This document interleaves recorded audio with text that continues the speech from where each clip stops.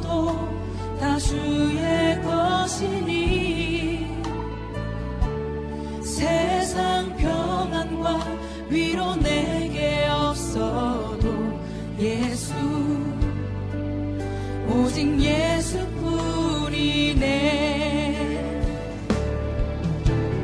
크신 계획. 살아가다 보면 난처한 선택을 해야 될 때가 있습니다.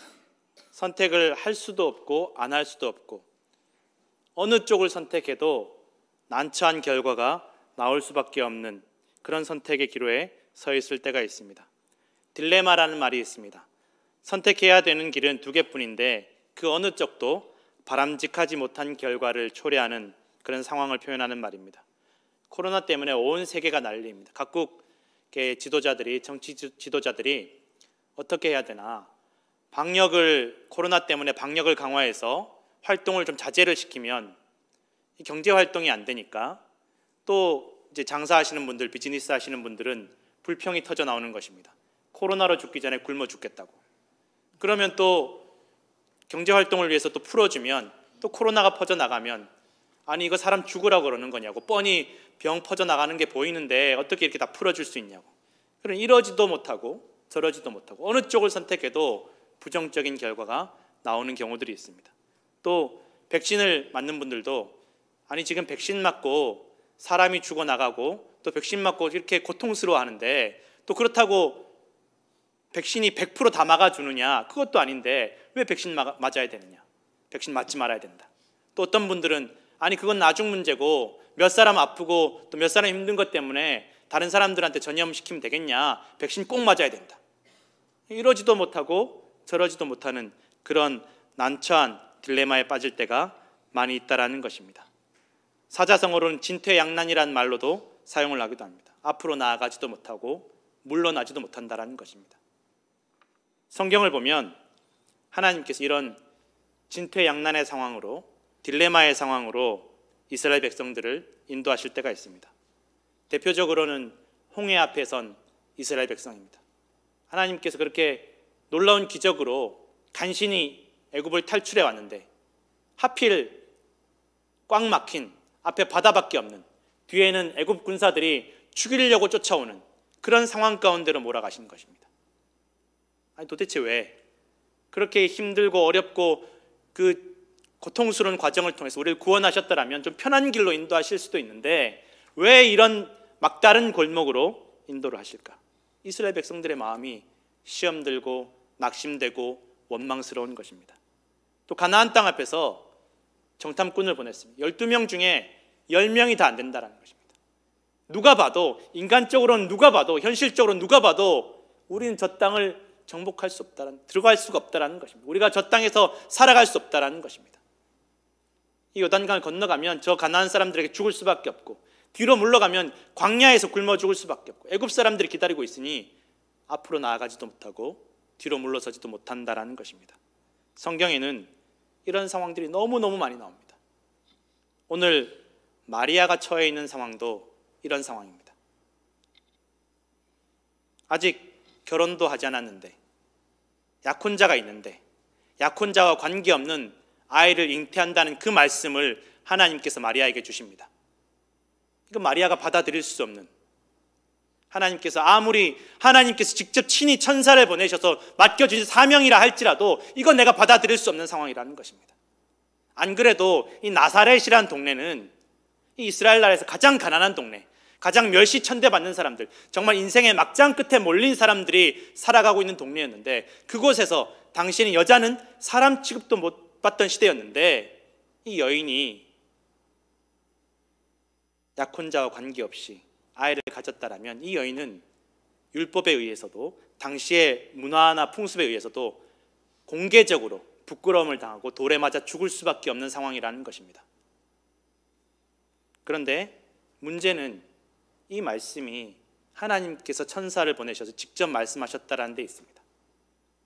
이걸 순종해야 될지, 받아들여야 될지, 거절이나 할 수 있을지, 아니 받아들인다 할지라도 이것을 누구에게 어떻게 말을 하고 설명을 해야 될지, 요셉에게, 내가 약혼한 남자인 그 요셉에게 설명을 하면 이해해 줄 수 있을지, 받아들일 수 있을지, 내 부모님에게 이야기를 하면 하나님 천사가 나에게 와서 이렇게 아이를 가질 것이라고, 요셉과 상관없는 아이를 가질 것이라고 말씀해 주셨습니다라고 말을 하면 부모님이라도 이해해 줄 수 있을지. 여러분, 그때 그 시대의 상황은 그런 시대가 아니라는 것입니다.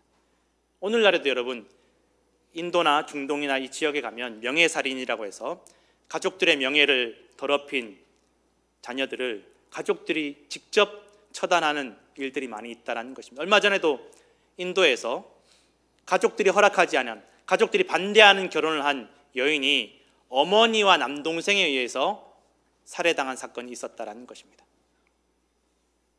오늘날에도 그러할진데 여러분, 옛날에는 어떻겠습니까?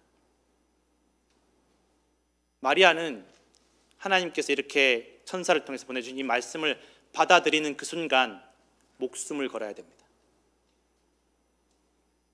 아니, 적어도 요셉이랑 같이 있을 때, 약혼자인 요셉과 같이 있을 때 천사가 오셔서 요셉이 듣는 데서 좀 설명을 해 주셨더라면, 이런 말씀을 해 주셨더라면 좋았을 텐데, 동네 사람들에게, 세상 사람들에게 좀 천사가 직접 이런 상황을 알려주셨더라면 참 좋았을 텐데, 마리아 혼자서 이 일을 감당하게 하신다는 것입니다. 마리아가 요셉에게 무슨 말을 할 수 있겠습니까? 주변 사람들에게 무슨 말, 하나님께서 나에게 이런 사명을 맡겨주셨다라고, 내 처지와 형편이 이렇지만 하나님께서 나에게 이런 귀한 사명을 맡겨주셨다라고. 그런데 이 사명이 사람들에게 손가락질 받는 사명이었다라는 것입니다. 그러니 마리아는 아무에게도 말을 할 수도 없고, 이 명령에, 이 말씀에 순종을 할 수도 안 할 수도 없습니다.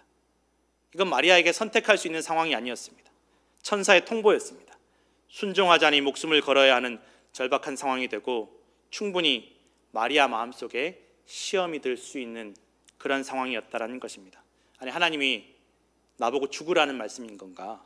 내가 정말 기어이 부끄러움을 당하고 수치스러움을 당하는 것을 보고 싶으신 건지, 하나님께서 도대체 나한테 왜 이러시는지 속상할 수 있고, 시험 들 수 있고, 원망할 수 있고, 불평할 수 있습니다. 정말 내 처지와 형편을 모르시는 건지, 아니면 알면서도 헤아려 주지 않으시는지, 배려해 주지 않으시는 건지 정말 원망스러운 마음이 들 수 있는 것이 바로 오늘 마리아가 처한 상황이라는 것입니다. 어쩌면 마리아는 믿고 싶지 않았을지도 모르겠습니다. 거절하고 싶었을지도 모르겠습니다. 그래서 천사에게 물어봅니다. 분명히 말했으면, 천사가 말씀을 주셨음에도 불구하고, 아니, 남자를 알지 못하는 내가 어떻게 아이를 가질 수가 있겠습니까?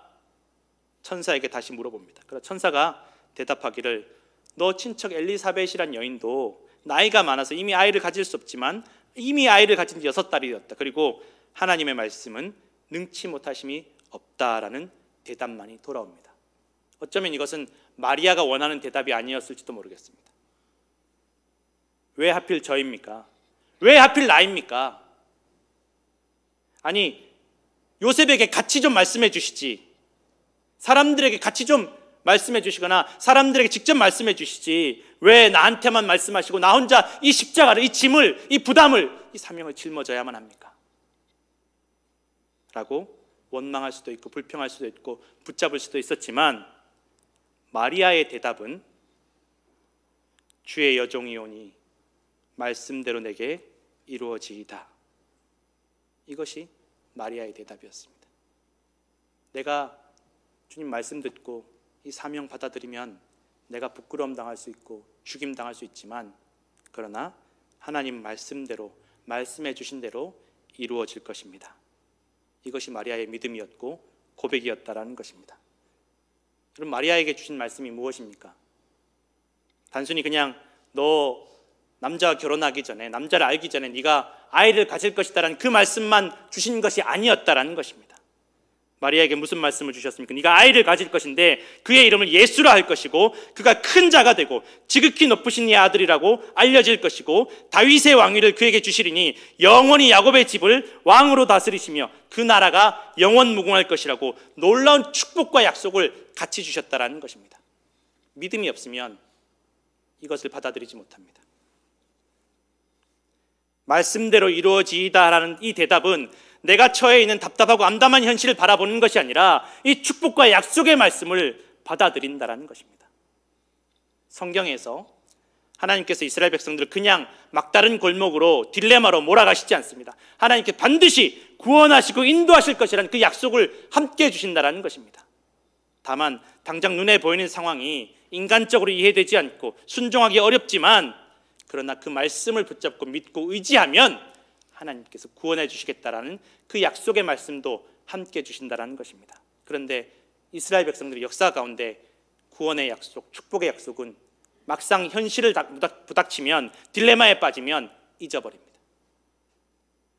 눈에 보이는 현실이 막다른 골목이고 구원받지 못할 상황이고 부끄러움 당할 상황이지만, 분명히 하나님께서 그 상황 가운데 내가 너희를 구원하실 것이다라고, 구원해 줄 것이라고 약속해 주셨지만 그것을 잊어버리는 것이 이스라엘 백성들의 모습이고 사람들의 모습이었다라는 것입니다.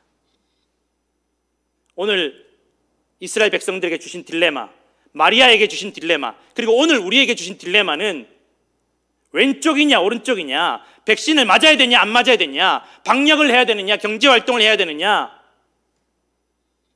이런 딜레마가 아닙니다.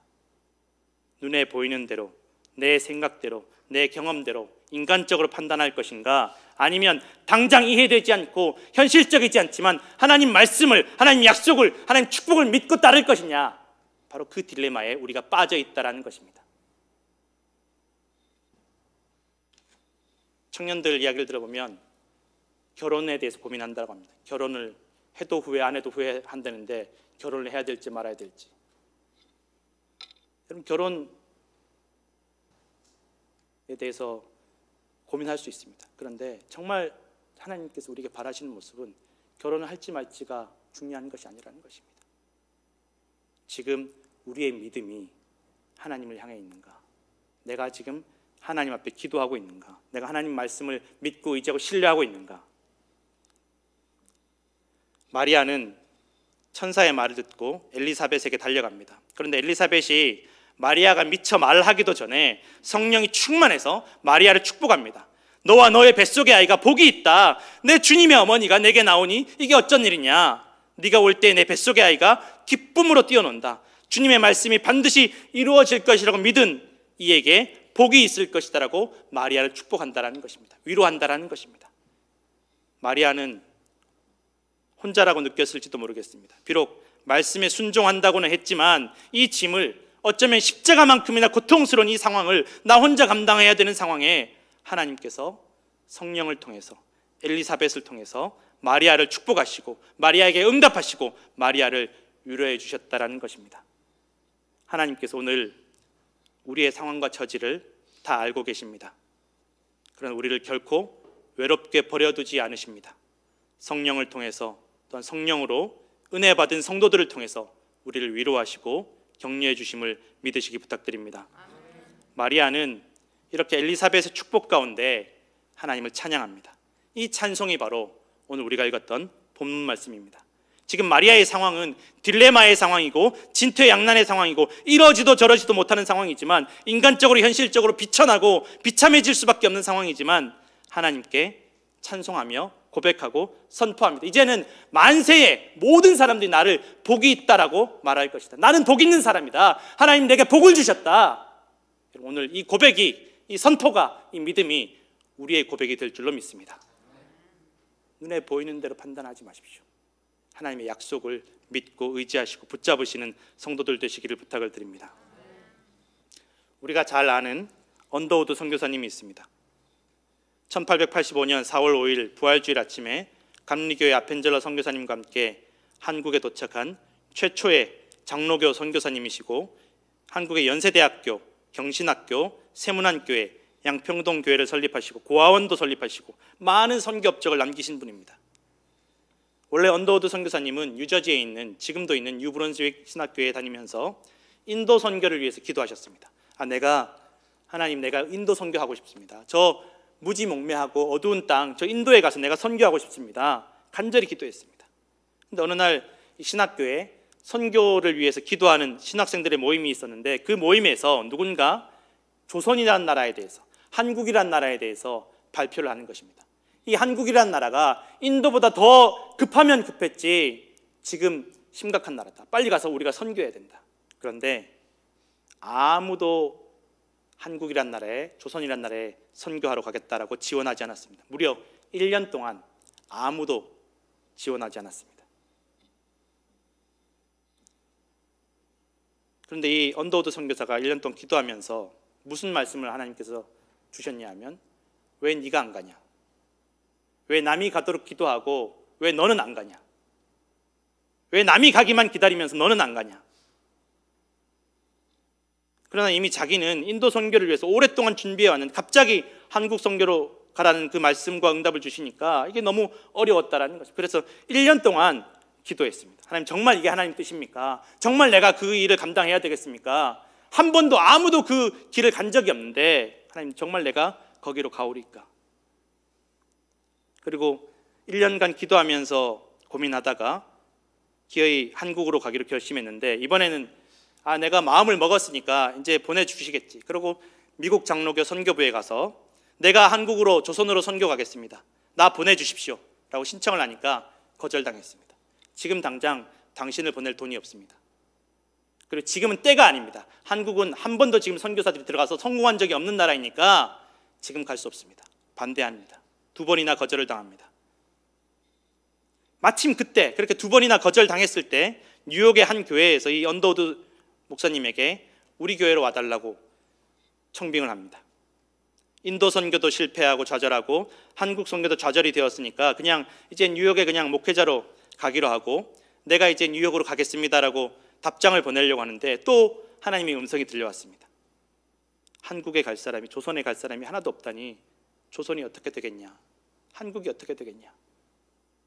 그 음성이 들리니까 언더우드 선교사님이 뉴욕으로 편지를 보내지 않고 다시 선교부로 찾아가서, 내가 그래도 꼭 조선에 가야 되겠습니다, 내가 꼭 한국에 가야 되겠습니다, 나를 보내주십시오.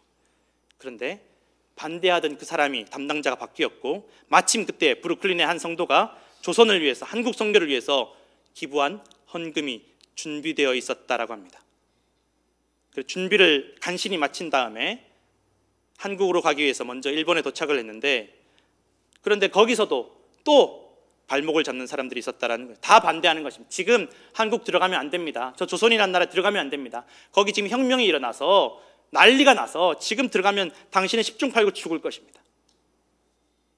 그럼 혼자인 줄 알았습니다. 혼자서 이 상황을 어떻게 감당해야 했는데, 일본에서 아펜젤러라는 감리교 선교사님을 만나서 서로 함께 위로하며 격려하며 한국으로 들어오게 되었다라는 것입니다. 그리고 한국에 들어왔는데 너무너무 답답합니다. 현실이 어둡습니다. 그때 이 언더우드 선교사님이 기도하신 그 내용이 지금 기록에 남아 있습니다. 영상 잠깐 하나 보시겠습니다.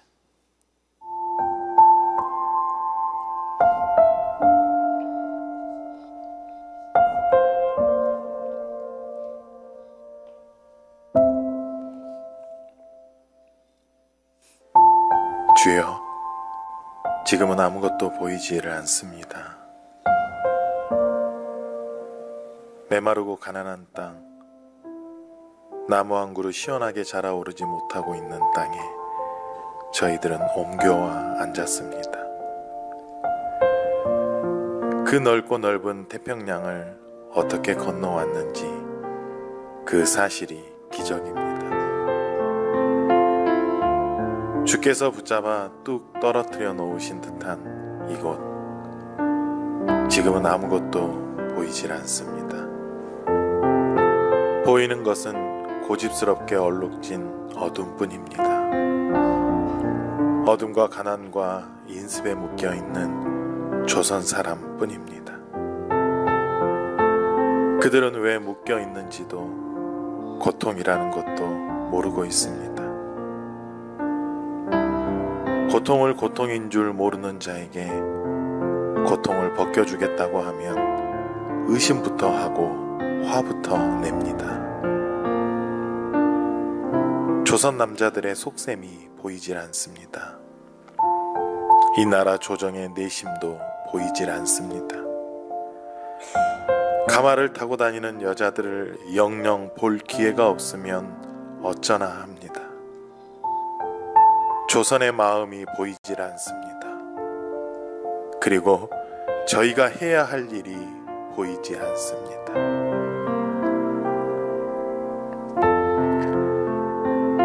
그러나 주님, 순종하겠습니다. 겸손하게 순종할 때 주께서 일을 시작하시고 그 하시는 일을 우리들의 영적인 눈이 볼 수 있는 날이 있을 줄 믿습니다.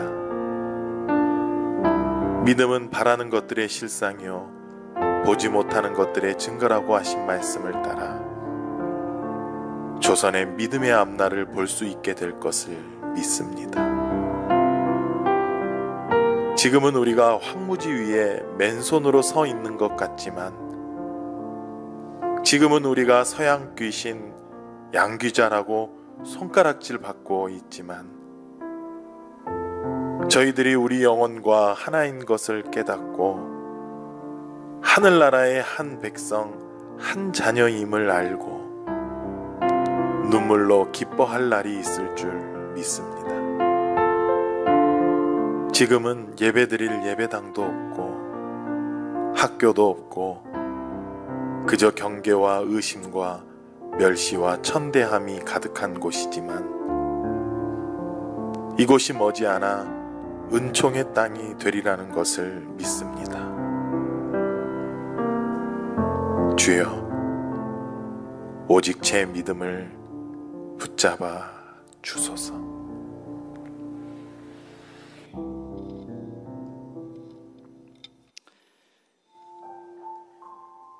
한국에 들어온 언더우드 선교사님이 부딪힌 현실의 벽은 너무 높았습니다. 계속 해야 할지 멈춰야 할지 희망도 가능성도 아무것도 보이지 않았지만 믿음을 붙잡았습니다.